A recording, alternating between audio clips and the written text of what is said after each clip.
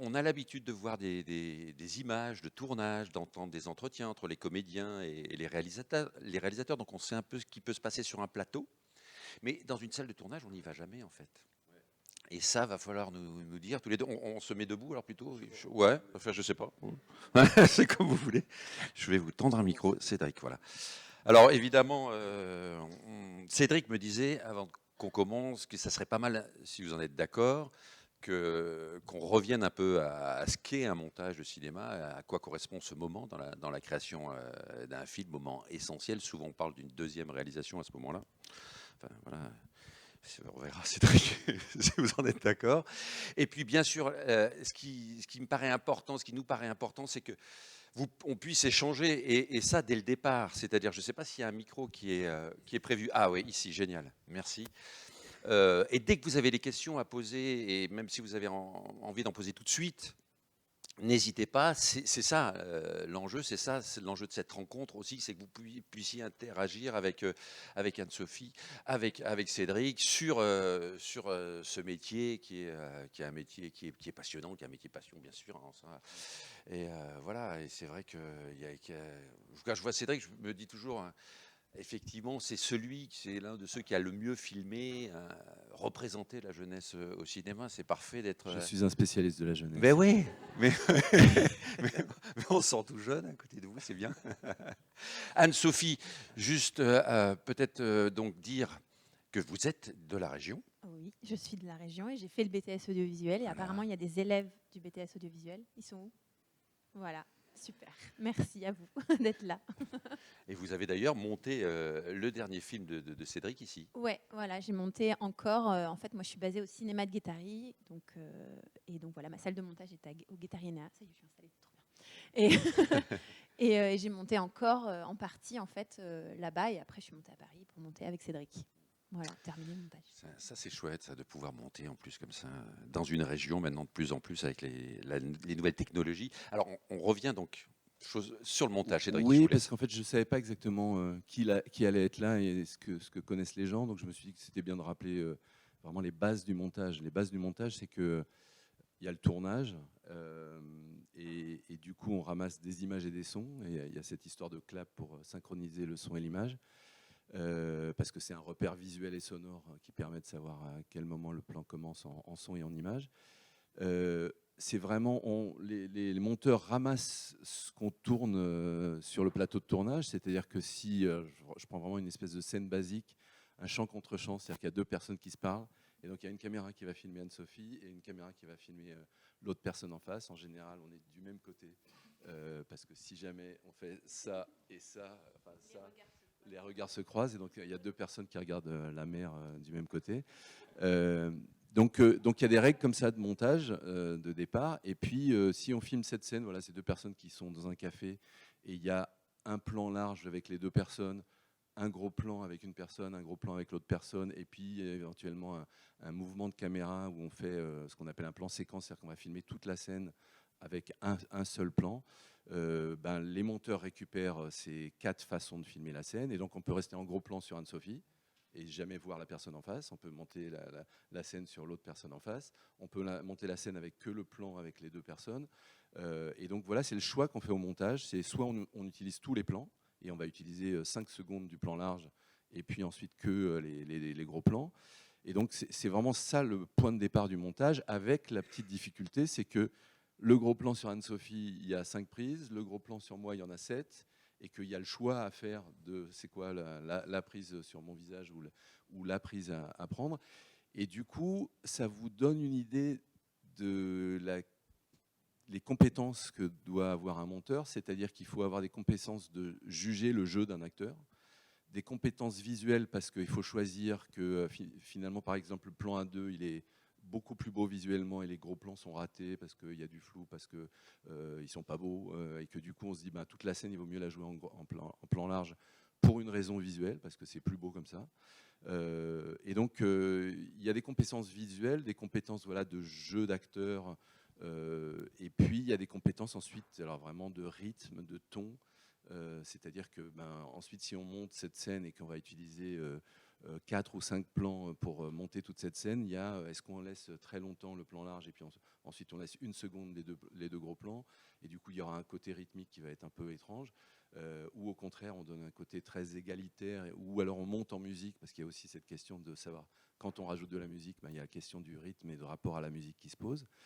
Donc très vite, il y a plein de choses qui sont faites dans la salle de montage.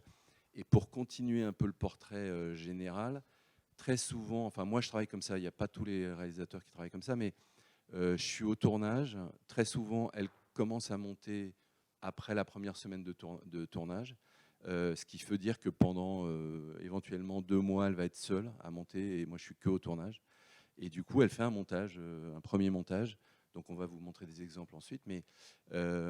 Et ensuite, moi, quand j'ai fini le tournage, j'attends en général 1 semaine ou 2, et puis il y a le film entier qui est monté. De quoi? Ouais, ce qu'on appelle un ours, parce que Un ours des Pyrénées. c'est vrai, en général c'est la déprime. Il est très long, c'est ça? Alors en général c'est long Ouais. mécaniquement. Ouais. Là encore, ça faisait 3h20. Donc, et on est descendu à 1h50, je crois. Ouais, ouais. Et donc c'est trop long, c'est un peu un principe de départ. Et puis il n'y a pas les bonnes prises, pas les bons choix de découpage d'une scène. Voilà, c'est des choses qu'on va chercher. Et parfois, il y a des exemples pour nous dans le film encore. Il y a des scènes absolument incroyables sur notamment la danse de la fin, où on peut passer mais réellement 1 mois à monter une scène, quoi. C'est-à-dire que on ne trouve pas la solution, c'est-à-dire qu'on ne trouve pas la scène, et donc du coup il y a vraiment quelque chose qui est fait, du dialogue qui se passe entre nous deux pour essayer d'améliorer une scène. Donc voilà, donc pour revenir un peu au portrait du montage, il y a tout ce premier passage sur le fait que le monteur travaille seul, puis il y a la confrontation du réalisateur et du monteur, et ensuite il y a le travail en commun, où là justement soit on reprend depuis le début en se disant voilà, moi il n'y a pas la bonne prise dans cette scène-là, on change la prise, ou il n'y a pas le bon découpage parce que c'est trop découpé, et que du coup on se dit non, c'est mieux d'avoir un seul plan et pas 10 plans. Donc voilà, et puis on corrige et on passe. En général, on dit que le montage dure 2 fois plus longtemps que le tournage. Donc si on tourne 1 mois, on monte 2 mois. Si on tourne 2 mois, on monte 4 mois. Donc c'est à peu près ce genre de rythme. Après, il y a des gens qui tournent 1 semaine et qui vont mettre 1 an à monter leur film. Donc tout est possible. Mais voilà, j'ai l'impression que c'est un peu ça le... Puis après, il y a toute la post-production, donc le mixage, l'étalonnage, le montage son, on rajoute des sons, etc. Ben voilà, merci. Au revoir à toutes et à tous. Vous avez tout sur le montage. Merci, Cédric. Juste en profiter. Ben voilà. Juste signaler que en passant, j'ai croisé Anna Girardot aussi, parce on parlait. Coucou Anna. Merci d'être là avec nous, comédienne. Bien sûr, on parlait du casting. J'aimerais bien aussi savoir comment on caste une monteuse. On parlait des comédiens et savoir comment s'est passé votre rencontre. Mais je vous en prie, oui, une première question. Oui, c'est juste pour préciser, bonjour, une question sur le dialogue que vous avez pendant... Vous dites elle monte toute seule, mais je suppose que la création d'un film, ça vous aide de voir ce qu'elle fait quand même, non? Ou alors vous ne voyez pas du tout, elle fait de son... Ah, d'accord. Je sais qu'il y a des réalisateurs qui... Enfin, je ne sais pas si toi... Non, il y en a peu, ok. Il y a des gens qui ont besoin de voir pendant. Pour moi, j'ai 2 cerveaux. Donc mon cerveau de tournage, il ne marche pas du tout avec le cerveau du montage. Et du coup, je suis obligé vraiment de finir une chose et ensuite j'en commence une autre. Et moi, par exemple, parce que je sais qu'il y a des réalisateurs qui disent je ne suis pas sûr d'avoir suffisamment de plans dans telle séquence, et que du coup, ils vont voir le montage et se disent en fait, ils montent un gros plan et qu'ils vont monter un gros plan. Ils vont tourner un gros plan 2 semaines plus tard en se disant voilà, il me manque ça pour le. Moi, j'ai presque jamais fait ça en fait.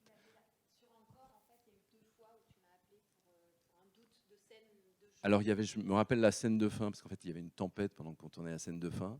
Du coup, je ne l'ai pas du tout tournée comme je voulais la tourner.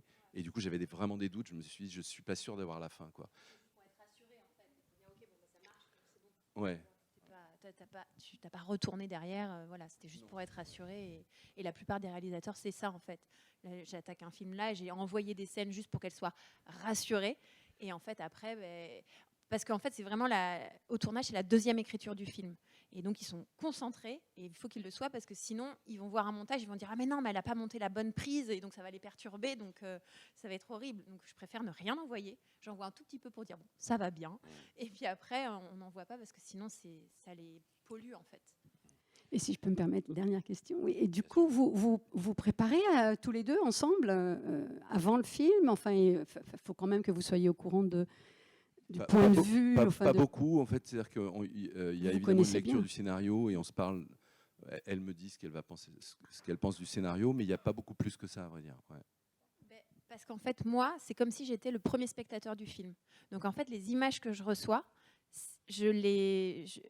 en fait, j'ai quand même des retours sur des rapports script, où des fois, Cédric va pouvoir dire à la script, voilà, cette prise-là, je l'aime vraiment beaucoup, donc elle est cerclée. Ou quelques intentions, j'aimerais commencer par ce plan-là au montage, tu vois, peut-être des fois il y a quelques précisions, mais c'est rare. Et ensuite, si pendant le tournage, s'il pense à quelque chose, bah, il m'appelle, il me dit au fait, j'aimerais, tu sais, la scène où les jump cuts dans Encore, ouais. Tu m'avais appelé pour me dire, regarde tel extrait de. J'ai un trou. Bon, bref, ça va revenir. C'est pas grave. C'est pas grave. Et donc voilà, quelques. Mais vraiment, moi, je suis le premier spectateur, et donc du coup, les images que je reçois, je me dis, ok, bon, il a voulu dire ça, on va essayer de voir si c'est ça. Mais alors, des fois, je suis complètement à côté de la plaque, hein, j'ai pas compris. Et puis d'autres fois, il y a des surprises. Donc voilà, on va dire que c'est plus ça. Il y a une autre question. Juste en attendant l'autre question, vous regardez tout, c'est-à-dire vous regardez que les rushs cerclés, vous en parliez tout à l'heure, ou les plans cerclés qui sont choisis par beaucoup. Ah, c'est ça. Donc, non, je regarde tout. Tout. Et puis avant le clap ou après le clap, il y a plein de choses. Des fois, il y a des pépites de regard et qu'il faut garder. Donc ah oui, voilà, même après le clap, c'est-à-dire au moment où la prise est finie, vous des récupérez. fois, il peut y avoir des surprises et un petit regard qui peut être chopé. Donc voilà, mais oui, je regarde tout. Et c'est pour ça que les rapports script, c'est vraiment purement informatif, ouais, voilà. Mais je vais vraiment, c'est ce qui se passe dans le plan qui va me parler, quoi. Tout ce qui a été tourné. Donc là, il y avait 90 heures à regarder à re-regarder, que j'ai pas regardé, en plus que je regarde pas qu'une fois, que je re-regarde. 90 heures pour un film qui fait combien au final? 1h50, c'est-à-dire à peu près, c'était entre 1 heure et 2 heures de rush par jour, en fait. Donc ça veut dire qu'elle a 2 heures de film à regarder par jour, quoi. Ah oui. Ouais. Enfin, pas 2 heures, mais en tout cas, parfois il y avait 2 heures, quoi. Ouais. Il y a une question. Bonjour, c'était pour savoir si ça vous arrivait régulièrement de devoir réécrire le film au montage, un peu façon Les Dents de la Mer, ou de mettre une scène finale finalement au début et de changer totalement la narration du scénario au montage. Non, ça peut arriver. Des fois, il y a surtout des scènes qu'on coupe parce que ça se raconte pas bien ou parce qu'on n'en a pas besoin au final. Mais c'est ce qu'on disait, la première écriture du film, c'est le scénario, la deuxième, le tournage, et la troisième, au montage. Et au montage, c'est le point final. Donc c'est sûr que, voilà. Après, il n'y a pas beaucoup de scènes qu'on a changées. Enfin, dans les films de Cédric, non, ouais, dans les films de Cédric, ça dépend des réalisateurs, en fait. Il y a certains films qui s'y prêtent, d'autres ou pas du tout, parce que si tu mets une autre scène avant, c'est plus possible en termes de chronologie. Mais non, toi, t'as pas... Après, il y a vraiment des choses où on pense que ça va marcher, ça marche pas, et puis là, du coup, on répare au montage. Donc, et puis souvent, c'est lié à la qualité du scénario. Moi, je dirais que j'étais pas un très bon scénariste au début, donc j'ai beaucoup. Par exemple, Chacun cherche son chat, c'est un film où le montage était ultra difficile parce que j'avais très peu de scénario. C'est-à-dire que j'ai écrit super vite le scénario, et du coup, le manque de qualité du scénario, il se retrouve au montage, et où effectivement, on se retrouve à réécrire le film. Là, par contre, il y a eu beaucoup de changements structurels, même des psychologies de personnages, parce qu'il y a vraiment des acteurs qui jouent mal et qu'on arrive à faire bien jouer au montage. Enfin, si je pousse le truc, c'est un peu ça. Oui, ça c'était une de mes questions, mais c'est vrai que ça arrive souvent. Enfin, bien sûr, c'est-à-dire que voilà, il y a quelqu'un qui peut être pas super bon, et du coup, on ne choisit que les moments où cette personne est bonne, et d'un coup, quand il n'y a que ça, syllabe devient bonne. Même une comédienne qui un jour est venue me voir en me disant « Merci, tu m'as sauvée ». Et ça, c'est rare. C'était sur un de tes films. Et est-ce que c'était Anna Girardot?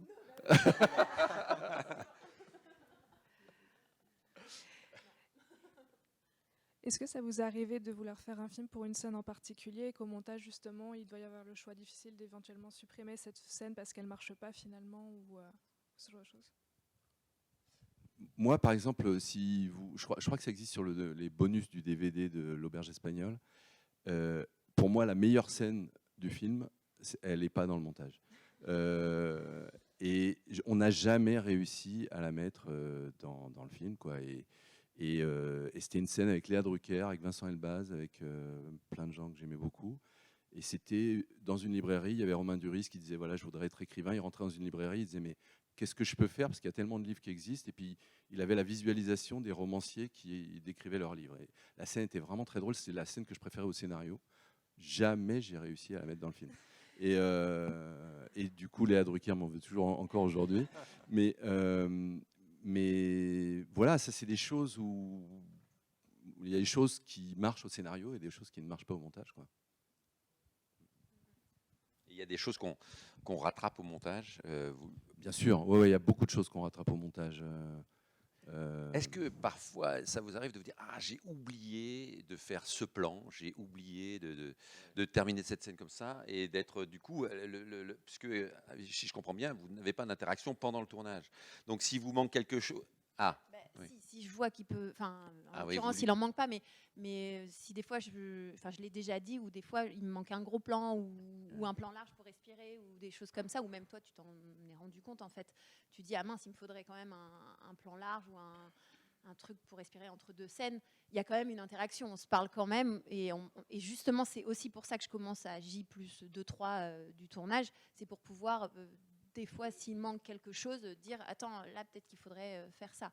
C'est rare, voilà, mais c'est arrivé. Ouais. Du coup, qu'est-ce qui se passe? Vous retournez ensuite? Oui, très souvent. Souvent, c'est des histoires de gros plans, en fait. Et du coup, filmer un gros plan 3 semaines plus tard, alors qu'on n'a plus le décor, on fait, c'est flou derrière, et en fait, on arrive toujours à coller quelque chose. Donc, il y a vraiment parfois des plans comme ça qui sauvent une séquence, ouais. Une question au milieu. Arthur, du coup, du BTS. C'était une petite question pour savoir si c'était utile au monteur d'être présent au tournage afin que ce soit plus simple pour lui après au montage. Alors non, surtout pas. Parce qu'en fait, après, tu as une notion d'espace et ça te perturbe sur... Enfin, moi, je sais que ça me perturbe sur les entrées de chant, etc. Je peux faire arriver un comédien à gauche alors qu'en fait, il devait passer par un escalier, par un truc, machin. Enfin, ça te perturbe, en fait, vraiment. Donc, vaut mieux pas que tu y ailles. Tu vas juste pour dire bonjour une fois, parce que c'est cool. Mais et puis en plus, tu n'as rien à faire sur un plateau, donc c'est nul. Tu as l'impression de gêner tout le temps. Non, c'est vrai. Mais c'est pas frustrant, pardon. C'est pas frustrant de pas voir à peu près ce qui se passe sur le plateau. Bah oui, je viens. Non, je viens, mais je viens, mais pas par plaisir, pas pour. Mais non, mais parce que sinon tu fais rien. Moi, je préfère dans ces cas-là tirer des câbles et voilà, faire quelque chose, quoi. Mais et puis surtout, j'ai un film à monter, moi, donc.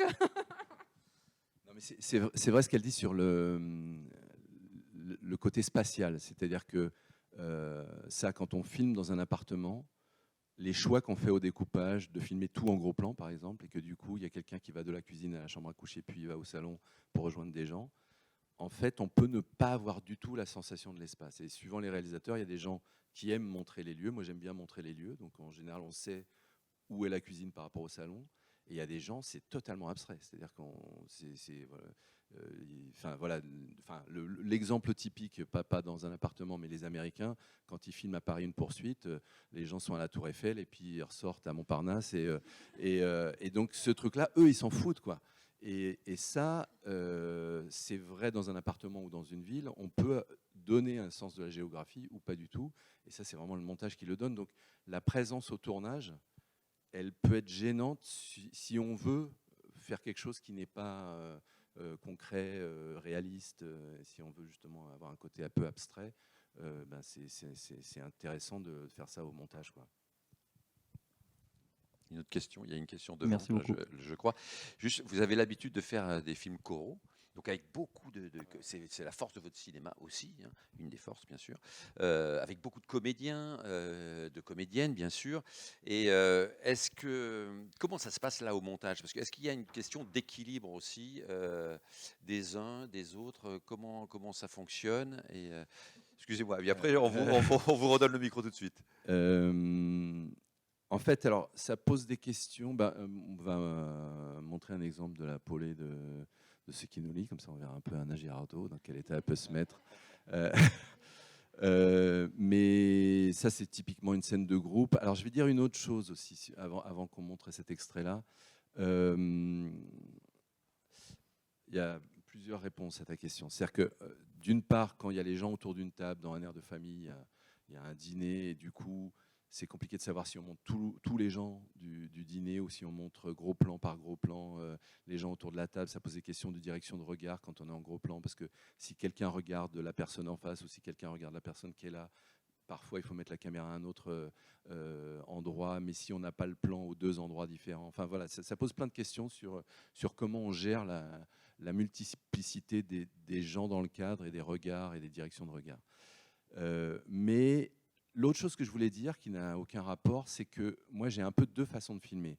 Soit une façon de filmer, je dirais, un peu académique, c'est-à-dire que dans le cinéma hollywoodien, il y a des règles, on vous dit, voilà, c'est bien de commencer en plan large, et puis ensuite on s'approche, et il y a un plan moyen, et puis ensuite on fait des gros plans, et ça se termine en plus intime. On n'est absolument pas obligé de faire ça, mais en tout cas, voilà, ça donne une règle de travail, et on peut préparer ça avec un découpage ou avec un storyboard en se disant, voilà, je vais faire, pour toute cette séquence qui va durer 3 minutes, je vais faire 3 plans différents, et on prévoit ça comme ça. Il y a une autre façon de filmer, alors qui était beaucoup utilisée dans Encore, c'est le fait de mélanger du documentaire. Dans Encore, on parle de danseurs. Quand ils répètent des danses, nous, on les a filmés en train de répéter, c'est-à-dire qu'on leur a rien dit sur mets-toi là, mets-toi devant ce mur-là, danse plutôt avec cette personne.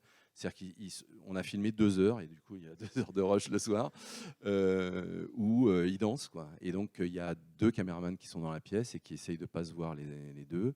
Et ils essayent de choper des bouts de danseurs. Des fois, c'est tout le groupe, des fois, c'est un gros plan, des fois, c'est un bout de pied.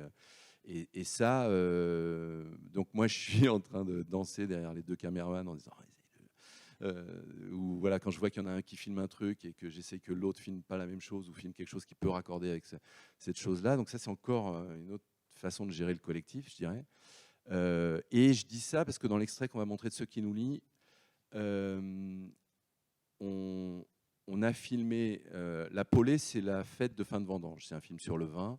Et donc, il y avait une grosse partie sur les vendangeurs. Et du coup, nous, on a filmé la vraie fête de fin de vendange, parce qu'on a filmé pendant les vendanges, parce qu'on ne pouvait pas filmer à un autre moment. Et du coup, ce sont les mêmes vendangeurs qui étaient donc parfois figurants, parfois vendangeurs pour le domaine où on filmait. Et donc, quand ils étaient vendangeurs, nous, on filmait un documentaire sur des gens qui cueillent du raisin. Et pareil pour la fête, on a filmé la fête d'une façon documentaire. Et je crois que c'était 3 jours après ou 5 jours après, on a filmé une fausse fête ayant vécu la vraie, où on se disait on va recomposer des choses qu'on a vues pendant la vraie fête, mais là on va placer, puis il y a des trucs de dialogue, il y a des histoires entre Pio Marmaille, Françoise Civil et Anna Girardot, où on essaye de poser des choses qui sont dans les dialogues. Et donc on mélange la façon de tourner documentaire avec la façon de tourner vraiment storyboardé, prévu, etc. Donc ça, on peut montrer l'extrait, et puis ensuite je répondrai à votre question. Mais je ne sais pas si on monte tout l'extrait parce qu'il dure 8 minutes, mais ok, on monte 8 minutes. Ouais. Cédric Lapiche, montage Anne-Sophie Bion et Anna Girardot. Anna Girardot, mais une seconde, nous dire un petit mot peut-être. Moi, j'aimerais bien savoir, parce que vous avez tourné donc la scène, ça a dû être génial, ce moment de tournage. Mais donc, on vient de la voir, cette scène-là, avec tout un tas d'ambiances, de moments qui se passent. Enfin, c'est hyper riche, cinématographiquement, psychologiquement, enfin, à tous les niveaux. Et quand vous voyez la scène, vous, une fois qu'elle est montée, quelle est votre réaction? Vous êtes complètement surprise? Vous attendez à ça? Vous attendez pas à ça? Quel effet ça fait à la comédienne que vous êtes? Quand on voit la scène, ça fait 1 an qu'on tourne en Bourgogne et 9 mois plus tard, on la découvre. Donc ça fait longtemps finalement qu'on l'a tournée, qu'on l'a vécue. Mais cette scène, on l'a tournée sur 2 jours, 2-3 jours, c'est ça? Il était 9h du matin. Pas du tout comme 3 jours avant, à la vraie Polée. Et en même temps, on arrive à reconstruire, finalement, reconstituer cette ambiance et passer un peu les uns après les autres que tu isolais, finalement. Moi, je me souviens qu'on s'est fait grave engueuler par Cédric. Avec Pio et François ce jour-là. Parce que forcément, on est dans une ambiance de fête qu'on essaye de reconstituer. Et quand je dis grave engueulé, ça veut dire que Cédric arrive très calmement en disant ça, mais pour nous, c'était très grave. C'était oh merde, il est pas content. Mais c'est vrai que c'était assez génial de pouvoir en même temps avoir. Parce que quand on tourne derrière, les gens qui s'agitent, qui dansent, on les entend pas s'agiter et danser. On est obligé de danser silencieusement pendant que les acteurs qui sont filmés en premier plan, eux, doivent parler avec une hauteur de voix en plus qui doit correspondre à une voix de fête. Et donc finalement, après, c'est toute la magie qui est opérée en salle de montage et au son. Là, justement, je remarquais par exemple le moment où moi je pars avec Marwan un peu plus loin et que les deux frères sont là et puis ils rigolent et François il regarde à droite. Et en fait, je ne sais pas si tu as rajouté un bruit de la porte qui se ferme qui justifierait qu'en fait François venait de parler avec quelqu'un qui est parti du champ. Et tout ça, en fait, rajoute de la vie, rajoute du réalisme et finalement crée toute une voilà la magie du montage. On lui doit tout, nous les acteurs. Anne-Sophie, justement, comment ça se passe là? Juste quand vous recevez tous ces rushs, parce que c'est complexe, il y a plein d'ambiances. Cédric nous a dit qu'il y a 2 moments de tournage. En plus, il y a la fête un peu documentaire. Il faut mêler ça à la reconstitution. Et puis, comment là, ça doit être. Mais Waouh. ce qui est chouette, et en fait, on nous a dit, il y a plein de personnes qui nous ont dit qu'on ne ressentait pas le documentaire et la fiction. Et ça c'est le meilleur cadeau, en fait, de se dire qu'il arrive à filmer en mode documentaire en mélangeant son vrai, ouais, voilà, et que ça ne se sente pas. Et ça, c'est chouette. Donc non, voilà. Et non, là, c'était costaud. C'était costaud parce qu'effectivement, quand il tourne en mode documentaire, il y a énormément de choses et il faut arriver à quand même garder notre narration et notre fil rouge, quoi. Mais non, je sais pas quoi dire je sais pas. Il y a un moment donné, j'ai vu ce qu'on appelle un jump cut sur François Civil quand il boit pour la première fois. Il y a un raccord, il y a un raccord, tchac, et tout de suite il a. Et j'ai l'impression que ça déclenche toute la scène qui va. C'est qu'à un moment donné, il cède, il accepte de boire, et Ouais, c'est ça. tout va démarrer derrière. Et en fait, ce jump cut, en fait, nous, on avait plein de problèmes dans cette scène. C'est que d'une part, on suit différentes personnes. Il faut qu'on suive l'histoire de chacun. Et il y avait aussi l'histoire de la temporalité. C'est qu'on sait qu'ils commencent à boire et il y a un moment, ils sont bourrés. Et on est obligé de faire l'ellipse entre ces 2 moments-là. Et du coup, il faut qu'on arrive à sentir le temps qui passe. Et du coup, on a fait un plan de bouteille. Elle est pleine et puis elle est vide. Et on comprend que c'est 1 heure, enfin, un quart d'heure plus tard. Et ce genre de subterfuge, en fait, ça aide beaucoup dans ce genre de scène parce que ça aide à. Enfin, quand on filme des gens dans une fête bourrée, il y a vraiment le côté on n'a plus de sens de la temporalité. Et nous, au cinéma, on est obligé de fabriquer une temporalité. Donc, ça fait partie des difficultés du montage de cette scène où il fallait qu'on sente le temps qui passe. Et puis, ça se termine au petit matin. Une des choses, d'ailleurs, Merci Anna. qu'on n'a pas dit, merci Anna, ouais. C'est que c'était tourné dans 2 lieux différents. C'est-à-dire que quand ils sortent au petit matin, c'est complètement un autre endroit qui est à 10 km de l'endroit intérieur. Donc, l'endroit intérieur, c'était tourné à Volnay, dans mon souvenir. Et l'endroit extérieur, c'était tourné à Puligny, Montrachet. Donc voilà, on mélange des endroits et il faut, le matin, ils étaient plus que 10 alors qu'on fait semblant qu'il y a encore 30 personnes à l'intérieur. C'est le son qui nous fait croire qu'il y a encore des gens à l'intérieur. Enfin, c'est ce que disait Anna tout à l'heure sur le fait qu'on fabrique des faux trucs au montage pour essayer de fabriquer une sorte de réalité. Mais on n'est pas vraiment bourré quand on joue quelqu'un de bourré, Anna. Et On est non, d'accord. c'est ce qu'elle dit, c'était 9h du matin, ils sont obligés de ne pas être bourrés. Donc, par contre, je les avais filmés bourrés. D'accord. Et moi, je suis venu au milieu des scènes en disant non, vous n'êtes pas comme ça. Et non, il y a pas mal de choses comme ça où quand même on mélange des choses réelles et pas réelles. Mais oui, en tout cas, le mélange de ces 3 jours de rush où forcément ça part dans tous les sens, parce qu'il y a des scènes de groupe, des scènes où ils sont, le fameux dialogue dont on parlait tout à l'heure, il y a Kharidja Touré qui parle avec Pio Marmaille. Voilà, ça se fait vraiment très isolé, mais c'est très bizarre parce qu'ils doivent parler fort en faisant semblant qu'il y a des gens derrière, et donc du coup c'est très bizarre pour les figurants derrière qui écoutent. Ouais. Donc il y a beaucoup de fausses choses en fait. Il y a pour plein de reconstituer le subterfuges. voyage. Non, mais ce que je vais ajouter, c'est que en fait, quand je reçois les scènes, donc moi je les reçois dans le désordre, et donc je peux monter la scène où ils sont dehors en premier, etc. Et donc en fait, après j'assemble ça, et c'est là où on voit que ça fonctionne pas bien, parce qu'il y a peut-être une scène de dialogue qui va être beaucoup plus longue que ce qui se passe dans la polée, et c'est là où on opère ensemble, où on équilibre, et ça s'équilibre au fur et à mesure en fait. Mais c'est là où, pour moi, le montage, c'est comme un pot-au-feu où tu mets plein d'ingrédients et tu attends que ça réduise. Donc, il faut des bons ingrédients, il faut des bons cuisiniers. Mais en tout cas, voilà, il faut laisser mijoter. mijoter. Ouais. Et en fait, avoir du recul aussi. Des fois, on laisse décanter, ça fait du bien, et on revient dessus et on se dit, attends, mais en fait, ça on s'en fiche. Et puis, on raccourcit au fur et à resserre, mesure. Voilà, on resserre. Donc, Madame, vous allez pouvoir poser vos questions. Après, il y en aura Justement, une je autre voulais là-bas. parler de ça. Quand vous avez dit dès le départ que la dernière scène de Encore vous a pris 1 mois, ce qui me paraît fou, mais je comprends, mais comment vous faites? Est-ce que c'est important? Enfin, est-ce qu'à un moment donné, vous vous dites pas stop, là, on va prendre 1 semaine de vacances, on va laisser décanter parce qu'on est trop dedans et on n'arrive pas à choisir? Ou alors, il faut qu'on reste dedans, très concentré, pour arriver à... C'est vraiment à un mélange trouver des deux. Ce que vous avez dit est très juste, c'est-à-dire qu'il y a vraiment des fois, c'est que en prenant du recul qu'on sait ça. Il y a vraiment le système qu'on utilise tout le temps, c'est le fait qu'on fait des projections pour d'autres. Parce que quand on voit le film avec 3 personnes dans la salle, on se dit ah oui, ça c'est vraiment pas bien. C'est-à-dire qu'on voit, alors qu'on passe la journée à voir le truc, Ouais, trop le nez dessus, d'un coup, parce qu'il y a quelqu'un d'autre dans la pièce, on voit complètement différemment. Donc il y a vraiment des mécanismes pour essayer d'avoir du recul. Parfois c'est vraiment de sortir, des fois on se dit chacun partons au week-end parce qu'on en a marre. Mais c'est vrai que nous, il s'agit vraiment de 2 minutes là, cette scène-là, et donc ces 2 minutes-là, on les revoit 1 million de fois en avant, en arrière, et donc c'est un peu bizarre, quoi.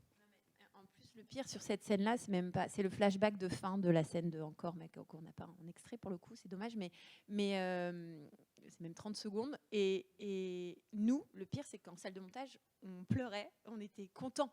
C'est vrai. À chaque fois, on était contents. Et en fait, ouais, et dans le flux du film, ça marchait pas. Donc, il y a des fois des scènes qui fonctionnent très bien sur juste les 30 secondes, enfin juste la minute que tu vas regarder, mais sur l'ensemble du film, bah, ça fait flop, quoi. Et donc on se comprenait pas, on se disait mais merde, pourquoi, quoi. Et c'est pour ça qu'on a mis du temps. Ce qui est un peu d'ailleurs quand on voit l'extrait là, le plan de Pio Marmaille qui sort et qui va parler parce que donc sa copine, il a un enfant avec une femme qui est en Australie, et donc dès qu'il lui parle, il se met à pleurer. Le timing de ça, parce que le coup de téléphone dans mon souvenir était beaucoup plus long, mais en fait dans le flux du film, on peut pas être plus long que ça. Et c'est ce qu'elle disait sur le pot-au-feu, c'est que c'est vraiment en passant sur le film, on se dit à chaque fois il fallait réduire le temps de téléphone parce qu'on est dans la fête, et que du coup c'est un événement de la fête, mais ça peut pas être une scène entière. Donc la réalité de ce qu'il vit lui avec sa copine au téléphone, c'est un dosage qui est assez précis en fait. Ouais.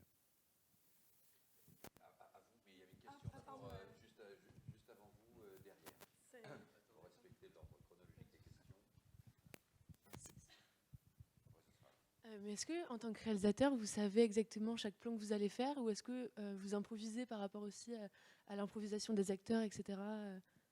Oui, enfin là, il y a vraiment des scènes. Il y a les deux en fait. Il y a des scènes très très préparées, et il y a des scènes là, ce que vous avez vu par exemple de François Civil qui sort de cette fête là, où en fait, alors c'est écrit, mais je me souviens que c'est vraiment un montage que Anne-Sophie a fait. En fait, il y avait que ces plans-là qui fonctionnent, et on peut pas monter d'autres plans en fait, parce que c'est des trucs magiques, ultra fragiles. Le moment, par exemple, où il est en train de pleurer et puis qui se met à rire au milieu, et qui est un vrai truc qu'on connaît tous, des gens bourrés. C'est-à-dire qu'on peut exploser de rire alors qu'on est super triste. Ce truc-là, il ne peut pas exister dans 3 prises, quoi. Et donc voilà, on s'accroche à ça, on part de ça, et on essaye de construire la séquence autour de ce bout-là, qui est presque une improvisation, quoi. Et ce que je veux rajouter, c'est en ça où je te disais qu'un monteur, c'est le premier spectateur du film et qui regarde tout.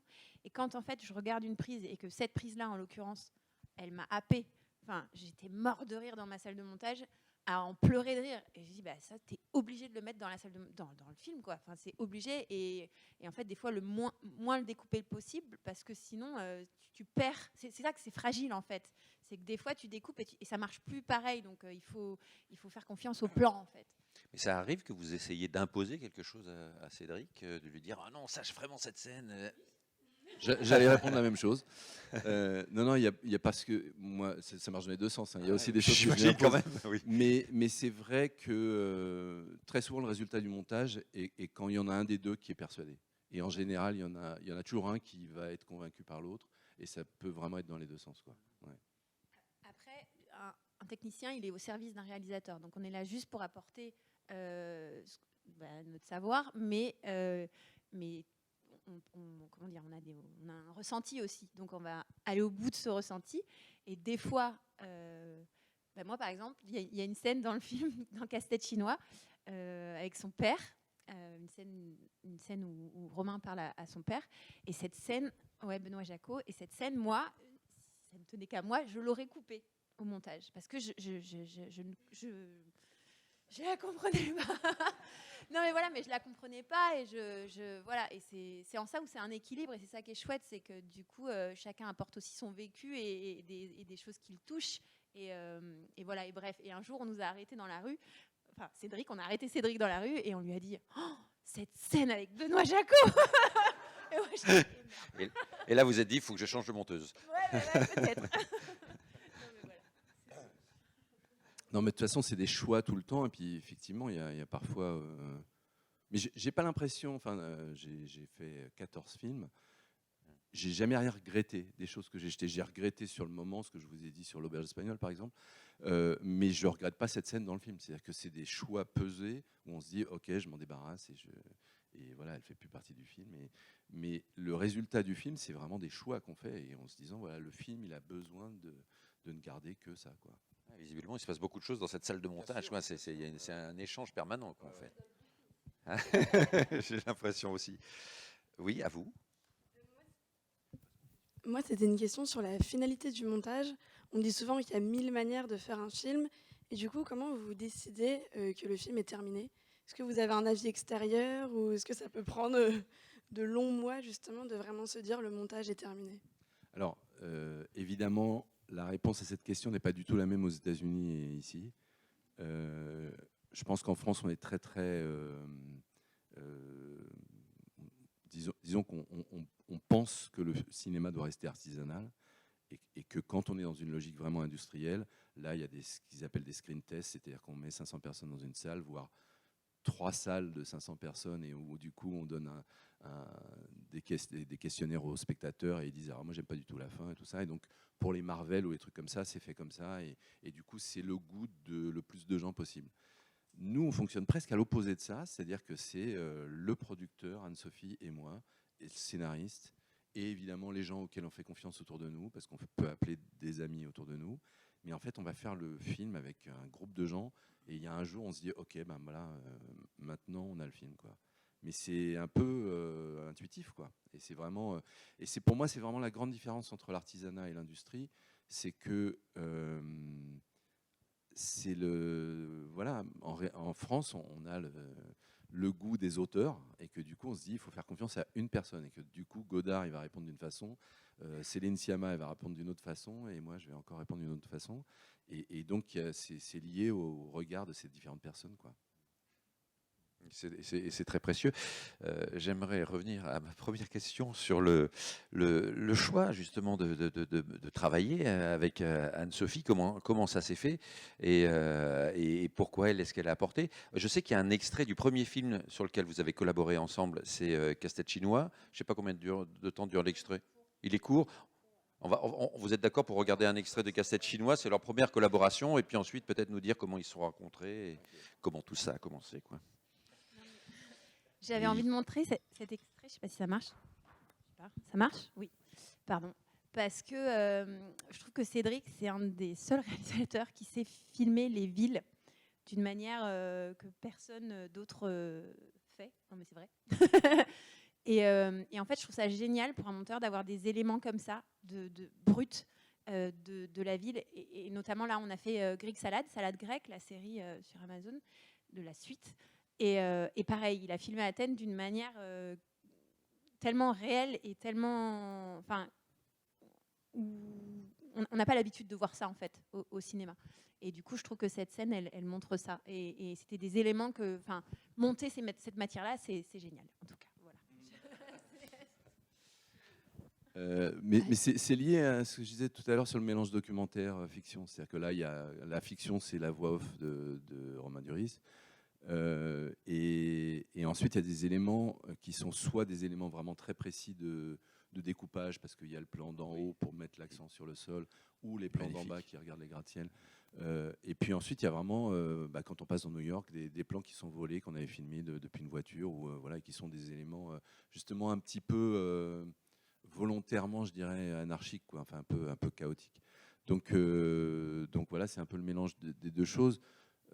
Là, moi, ce que je peux dire sur le montage, c'est que c'est pareil, c'est un montage que Anne-Sophie a fait au début, parce qu'on n'a pas parlé de la musique. Là c'est vraiment un montage en musique, mais en fait, elle avait monté sur une autre musique, dans mon souvenir, de Ratatat, hein, c'est ça. Ouais. Et puis, on n'a pas eu les droits, ou c'était pas possible. Et puis, du coup, c'est Loïc Dury qui fait la musique du film, qui a fait une musique après coup. Mais du coup, il y avait déjà un montage qui existait. Donc, parfois, on monte sur une musique qui est déjà existante, et parfois on monte comme on peut, et puis ensuite c'est le compositeur qui va créer le rapport avec le montage, quoi. Et là, il y a du montage dans cette scène. Déjà, la scène à l'intérieur là, de ce bureau de coursier là, qui est assez génial, hein, sur les étrangers. Toi, t'es un étranger, t'es un étranger.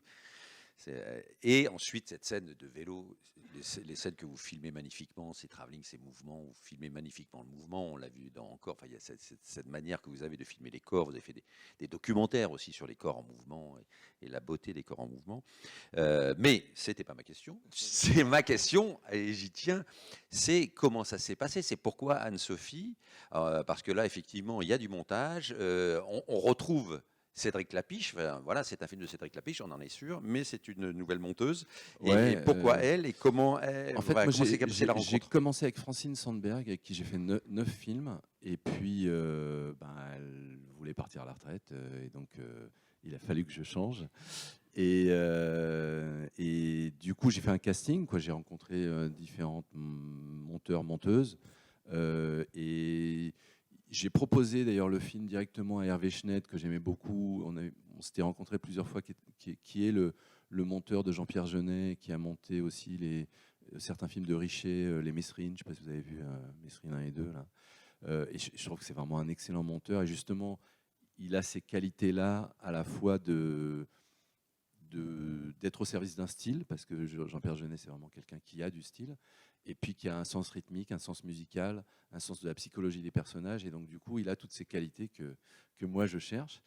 Et il m'a dit, je crois qu'il était déjà pris sur un film de Jean-Pierre Jeunet, il m'a dit je pourrais pas, mais il me dit voilà, j'ai une super assistante qui débute comme monteuse et je te la recommande. Et je voyais tu venais de faire The Artist avec Michel Hazanavicius. Et du coup, j'ai appelé Michel Hazanavicius, que je connais. Je lui ai dit comment tu la trouves.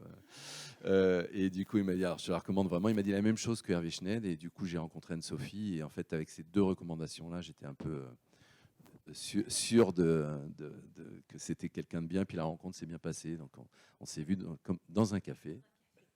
Dans un café, ouais, à Nation. Non, c'était cool.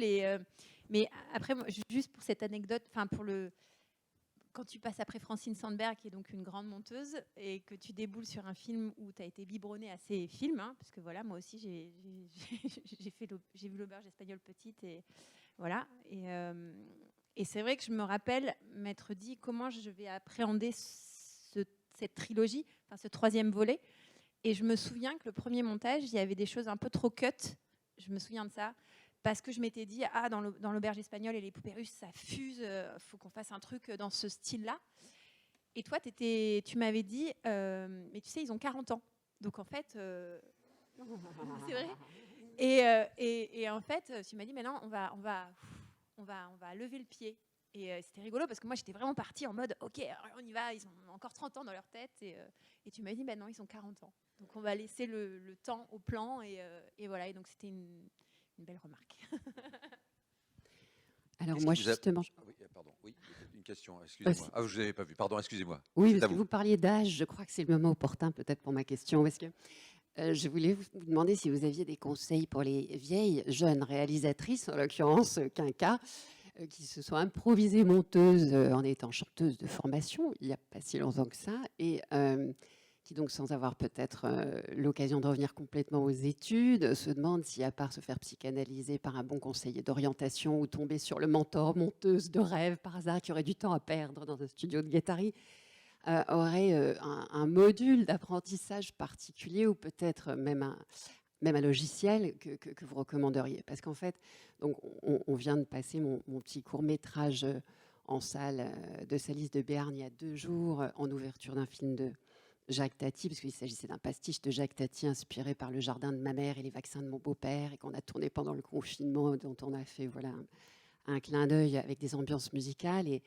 qui n'était pas donc hautement élaboré, mais qui a quand même donné quelque chose de bien, parce qu'on le voulait délibérément en partie muet, expurgé de certaines bandes son pour que du live musical puisse venir se greffer dessus à la projection. Et donc là, comme on nous propose de remettre peut-être le couvert dans un autre cinéma d'auteur, ou bien que je suis en train de penser à une suite, parce que donc après les vacances de Monsieur Hulot, il y a mon oncle, donc ma tante est en train de cogiter dans un coin de mon esprit, et je voudrais faire mieux et apprendre. Est-ce que vous avez donc des conseils pour les apprentis sur le tas qui pourraient Alors, se c'est reconvertir? jamais trop tard, de toute façon.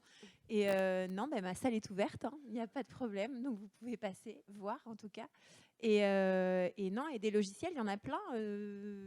Moi, j'étais tombée sur Filmora, parce que comme mon comparse caméraman avec lequel on avait fait un premier ours, entre guillemets, utilisé Wondershare Filmora, on a continué avec ça. Je ne sais pas Ouais, si c'est très le basique, je logiciel suppose. broadcast utilisé dans le monde du cinéma, il s'appelle Avid Media Composer. Et sur Internet, il y a des licences vraiment pas chères. Vraiment, vraiment pas chères. Et il y a Premiere aussi. Voilà. Mais Premiere, c'est plus cher qu'Avid. Et puis, c'est moins utilisé que dans le Cinoche, en tout cas. Voilà. Juste par rapport à ce que vous demandiez, en fait, dans le montage, c'est la pratique qui compte. Donc alors après, il faut avoir des rushs et savoir comment on monte ces rushs-là, mais j'ai l'impression que plus, si vous faites un clip avec quelqu'un qui chante à côté de vous, et que vous faites des plans, et c'est juste pour vous entraîner à monter, j'ai l'impression que c'est ça le truc qui compte le plus, c'est de monter, d'avoir des expériences de montage, quoi. Tu as raison de dire ça, parce qu'en fait, moi, j'avais pris des rushs sur Internet, enfin, même avec Sarah. Non, mais j'avais fait des exercices, en fait, pour Sarah. J'avais fait des exercices, c'est une autre monteuse, et où je faisais des challenges de OK, on monte ça. Et en fait, tu prends des rushs de n'importe quoi. En l'occurrence, c'était un orphelinat d'éléphants. Et on s'était donné un truc, OK, cette fois-ci, on fait un clip. Cette fois-ci, on fait du reportage. Cette fois-ci, en fait, tu fais des thèmes, en fait. Et ensuite, tu vois ce que ça donne. Ce qui est plutôt cool, c'est d'être à 2, parce qu'au moins, tu as un retour, voilà, et tu pars de la même matière, et tu vois ce qui se passe, en fait. Et ça, je trouve que c'est intéressant comme exercice. Et ça, moi, je l'ai fait avant de faire des films, quoi. Il y a une question là-bas. On va vous passer le micro. Juste, mais qu'est-ce que c'est que les qualités d'une bonne monteuse, Cédric? Quelles sont les qualités d'Anne-Sophie? Enfin, pourquoi elle? Parce qu'elle est sympa. Alors, ça, on a déjà parlé de plein de qualités sur le sens, parce qu'il y a vraiment un sens visuel, c'est-à-dire qu'elle a un sens des beaux plans, par exemple, si on a 10 plans dans une séquence, elle va repérer le moment, parce que le beau plan, c'est pas forcément le plan qui est très bien cadré, tout ça, c'est que s'il y a un plan séquence et qu'on bouge, il y a un moment où visuellement il y a une sorte de magie, et donc ça, elle est très forte pour ça. Pareil sur la psychologie des personnages, on l'a vu là sur les extraits où c'est vraiment que des choses comme ça qui sont un peu fragiles sur le jeu des acteurs. Le sens du rythme, là vous avez vu sur le truc du vélo, c'est qu'un truc musical, je dirais. C'est presque de savoir est-ce qu'il faut laisser un plan longtemps où il fait du vélo, ou au contraire mettre plein de plans. C'est des choix à faire, et en général elle est assez forte là-dessus. Et puis après il y a le rapport, parce que je dirais que finalement c'est ça le plus important, parce qu'évidemment il y a plein de monteurs qui sont, en général ont ces qualité. Il y a le rapport, c'est qu'on doit rester 4 mois dans une salle à 2, et il y a intérêt à bien s'entendre. Oui. Moi, je dirais que c'est presque ça que je cherche en premier, quoi. C'est-à-dire que c'est juste d'avoir une entente, en fait. Et Et là, moi, j'ai fait un film de 2 mois avec également Anna Girardot. Et c'était un autre monteur, c'était Valentin Ferron. Et où je savais, parce qu'elle n'était pas disponible, elle était avec Michel Zanavicius et on ne pouvait pas se battre. Et du coup, j'ai travaillé avec Valentin que je ne connaissais pas. Et ça s'est très bien passé aussi avec lui. Mais c'est pareil, c'est parce que je sentais qu'il y avait une entente humaine, quoi, je dirais. Donc après, on part avec des gens, on sait qu'ils ont des qualités, mais c'est presque pas ça qui compte en fait. Ouais. Bonjour, Anne-Sophie, vous disiez que vous étiez, pour le film là qu'on vient de voir, Salade grecque, vous étiez inspiré de l'auberge espagnole et de son style qui était plus rapide pour monter. La question que je me posais, c'est est-ce que vous, en tant que monteuse, vous venez avec, parce que vous avez parlé aussi, Cédric, comme quoi le montage c'était la 3e réalisation, est-ce que vous venez aussi avec votre propre style, vos propres préférences? Est-ce que vous essayez de les impliquer, de les apporter au film, au montage, malgré le scénario qui est à côté, qui impose aussi sa propre trame? Après, je suis là pour apporter des idées. Donc, c'est sûr que j'apporte des idées, notamment, tu vois, par exemple, on peut passer l'extrait, les cuisiniers cuisinent et les danseurs dansent. Mais je sais pas si je peux parler de style. J'ai pas de style. Je me plie au style du réalisateur qui a son propre style et on va aller chercher ça. Après, je peux proposer des choses, des idées. Mais je ne sais pas si j'ai un style. Je ne suis pas sûre. C'est très lié au projet. C'est-à-dire que déjà, même entre les 4 films, puisqu'il y a l'auberge espagnole, les poupées russes, casse-tête chinois, où ce qu'elle a dit, c'est qu'effectivement, il y a une évolution en fonction de ce que je raconte du style lui-même. Donc c'est moi aussi, je change de style. Et puis là, quand on a fait Salade grecque, c'était une série dont ça ne pouvait pas être le même style que l'auberge espagnole, même si ça parle de gens de 25 ans dans les 2 cas. Parce que c'est 8 fois 52 minutes et que ça nous oblige à changer de style. Donc, c'est pas forcément son style ou le mien, c'est un mélange. Enfin, c'est presque le projet qui nous donne le style, en fait. Le montage, oui, il y en avait une juste là d'abord. Je me permettais, excusez-moi, juste de poser une petite question technique. Je me suis posé par rapport au premier extrait de film qu'on a vu. On a vu un extrait d'une bouteille de vin qui était vide, du coup. Et je me suis demandé... est-ce que vous, à la réalisation, vous dites ce plan il doit durer 15 secondes ou au contraire vous le faites durer plus longtemps pour qu'au montage on puisse le couper le temps qu'on souhaite? Est-ce qu'il y a une sorte de trame ou de norme qui existe? Non, je me souviens que c'était avec l'accessoiriste où on a dû faire 3 prises. On a fait pleine, à moitié pleine et vide. Et qu'on l'a fait tourner un petit peu longtemps parce qu'on ne sait pas combien de temps on va le garder au montage. Donc ça, c'est vraiment des plans où... oui, effectivement, on donne une durée, mais on ne peut pas du tout juger au montage, au tournage, quelle durée va avoir le plan. Oui. On va passer le micro au Bonjour. monsieur qui est arrivé. Ah, bah, il y a quelqu'un aussi là, oui. Je n'avais pas vu. Alors déjà, j'adore vos films. J'ai beaucoup pleuré devant encore de ça. J'avais une question, du coup, pour vos 2 professions. Est-ce qu'il y a une grosse différence entre le montage et la réalisation d'un film et d'une série? Voilà. Et d'une série, du coup. C'était ma question. Voilà. Ah, bon, bah, on se trop rejoint. tard. On parlait de salade grecque, effectivement. Donc la réponse est oui, c'est très différent. Alors, ce qui est très différent pour moi en tant que réalisateur, c'est que une série est beaucoup plus liée au scénario. C'est-à-dire qu'en fait, une série ne peut pas être mal écrite au scénario. Moi, il y a plusieurs films que j'ai mal écrits, mais presque. Enfin, l'auberge espagnole est un film mal écrit, par exemple. Et c'est presque le but. C'est-à-dire que je partais avec un scénario pas très solide, et puis c'était la mise en scène qui allait enrichir l'histoire. Dans une série, c'est impossible de partir là-dessus, quoi. C'est-à-dire que, et alors c'est pour ça d'ailleurs que je disais que le style ne peut pas être le même entre salade grecque et l'auberge espagnole, parce qu'en fait la recherche dans l'auberge espagnole, c'est d'avoir une sorte de spontanéité qui est liée au fait de ne pas avoir un scénario très solide, et que dans salade grecque, là il y a 8 épisodes, et là c'est obligé d'avoir un début, une fin très solide à chaque épisode, donc une évolution dramatique assez costaude, et donc du coup ça impose des choses au montage dans les 2 cas, quoi. Donc c'est très différent. Pour vous donner une idée, on a écrit le scénario des 8 épisodes, ça a duré 3 ans, et le scénario de l'auberge espagnole, je l'ai écrit en 2 semaines. Donc c'est ça la différence. Et puis ensuite, alors après je te laisse répondre sur le montage lui-même. Mais... La vraie différence, c'est le temps de montage. Je ne sais plus qui posait la question. Ah oui, voilà. Et c'est vraiment le temps, on n'a pas de temps en fait. Donc on court après le temps. Et en l'occurrence, là, on était en Grèce, on était 4 monteurs, enfin 2 monteurs en Grèce et 2 autres à Paris. Mais parce qu'il y avait 3 réalisateurs et que quand l'un tournait pas, il venait en montage. C'est pas du tout la même dynamique. C'est plus industriel là, à ce moment-là. On parlait d'artisanat Ouais. tout à l'heure, vous parliez d'artisanat. Ouais, et puis c'est le rendement, il doit être, c'est très dense. Et c'est un autre exercice. Alors, il y a une question derrière. Et après, Bonjour. Vous parliez tout à l'heure du rythme d'une scène, en tout cas, qui dépendait pas mal du montage. J'avais une question plutôt par rapport au rythme global du film. J'imagine qu'il est pas mal défini déjà à l'écriture, mais est-ce qu'au montage, le rythme global du film, vous mettez peut-être, sans regarder les images, vous l'écrivez, vous faites une sorte de courbe, enfin, comment vous définissez en fait, le rythme global du film scène après scène? On va peut-être parler de Encore, parce que c'est un cas de figure particulier. Il y a un truc que j'ai demandé à ma script, c'est de regarder les comédies musicales un peu connues, ou celles que j'aime en tout cas, donc Chantons sous la pluie, les espèces de grands classiques comme ça, Cabaret, All That Jazz, comment s'appelle celui qui a été refait par Spielberg là, West Side Story, voilà. Je lui ai demandé de regarder quelles étaient les parties dansées dans tous ces films-là. Et le truc incroyable, c'est que c'est toujours 25% ou 30%. C'est-à-dire c'est entre 25 et 30% de numéros chantés, dansés. Et le reste, c'est de la narration. Et du coup, alors j'ai pas calculé d'ailleurs dans Encore ce qu'on a fait, mais je suis sûr qu'on tombe sur ça en fait.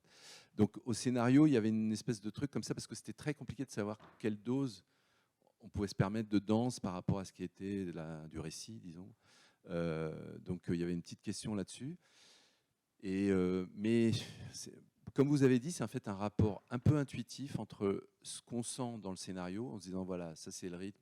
Par exemple, s'il y a une scène qui dure 10 pages et que ensuite toutes les scènes durent une demi-page, on sait qu'il y a un problème et que celle de 10 pages, elle risque d'être coupée.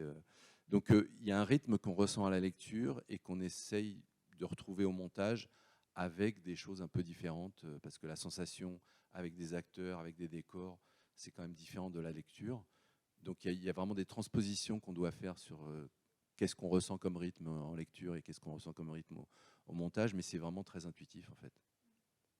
Et c'est vrai que pour Encore, par exemple, tu vois, on avait un premier montage de la première scène qui durait 30 minutes, parce qu'il a filmé la danse, et c'était 30 minutes, mais je me rappelle la première fois où je lui ai montré, en fait, avec le producteur, avec Bruno, vous étiez bien, en fait. On était bien à regarder ces 30 minutes de danse. On aurait pu ne pas couper, mais en fait, c'est là où tu te dis, en fait, tu fais un film pour tout le monde, et tu peux pas te permettre dans une salle de cinéma enfin, tu peux pas. Tout est possible, mais là, c'était pas possible. Ça marchait pas dans le côté dramatique, enfin, Au reste du film. Au reste du film. Ouais. Et il y a vraiment des choses où finalement cette scène fait 14 minutes dans mon souvenir. Donc on est descendu de 30 minutes à 14 minutes, mais on ne savait pas si on allait descendre à 5 minutes ou 7 minutes. Et donc tout le début d'Encore est sans dialogue, donc il y a 14 minutes non dialoguées. Donc on se disait, voilà, on ne sait pas combien de temps le spectateur peut tenir, puis en fait il n'y avait vraiment aucun problème. On ne nous a jamais dit que c'était trop long le début. Et donc c'est au feeling où on sent que, et c'est vrai que plus on coupait le début, mieux on ressentait les choses après. Et donc il y a eu vraiment, enfin notre indicateur, c'est qu'il y a un moment, elle part en Bretagne, Marion Barbeau, enfin le personnage d'Élise, et en fait c'était ça notre indicateur, c'est qu'il y a un moment, on était un petit peu fatigué au moment où elle partait en Bretagne, alors qu'il y a eu un moment où c'était le bon moment de partir, quoi. Et donc c'est presque ça qui fait qu'on sent le mouvement global d'un film en fait. Alors nous, il va falloir couper aussi, je pense, parce que je savais. Alors, mais il y en a une où, voilà, les dernières questions, voilà. Oui, bonjour. Je voulais savoir si au montage, c'est plus facile ou si vous préférez avoir beaucoup de liberté ou au contraire avoir des indications très précises à suivre. Qu'est-ce qui est mieux? Alors moi, comme ce que je te disais, je préfère avoir... Enfin, c'est les rushs qui me parlent. Donc voilà, c'est vraiment les images et les comédiens, et je préfère pas trop avoir d'indications, sauf si vraiment je suis larguée et que je comprends rien à ce qui est tourné. Et là, je vais l'appeler et je vais lui dire, en fait, t'as voulu dire quoi? Mais voilà, ce qui peut arriver. Hein.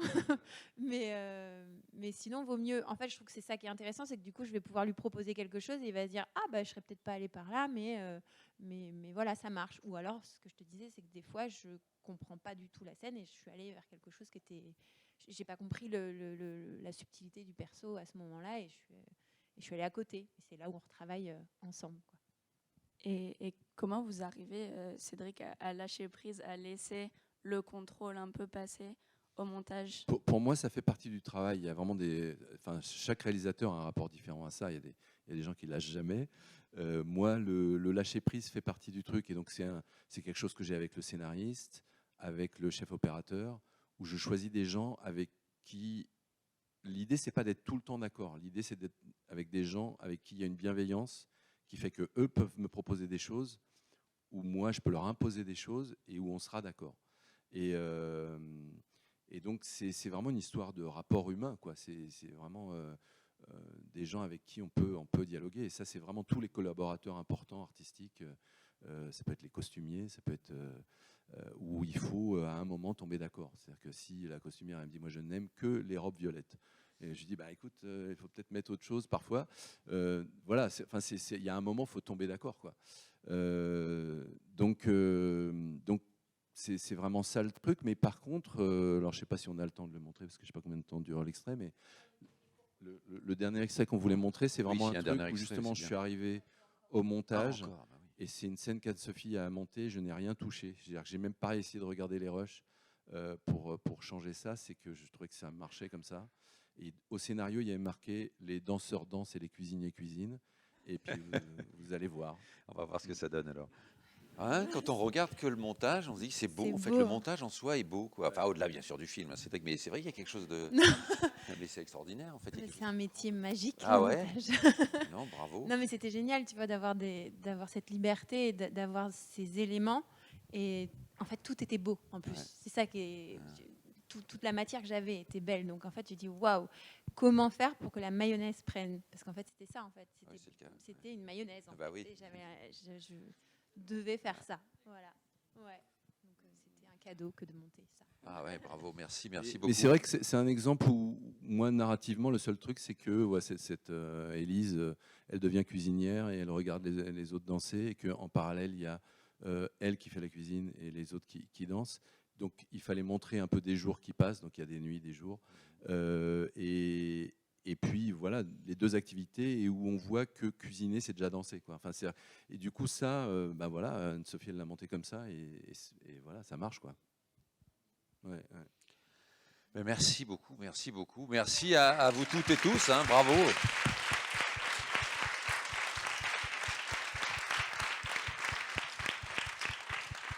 Bravo à vous pour vos questions, c'était passionnant. Merci beaucoup Cédric, merci Anne-Sophie. Ouais, vraiment, c'était très chouette ce moment. Voilà, et ben c'est terminé. Et bonne journée à toutes et tous.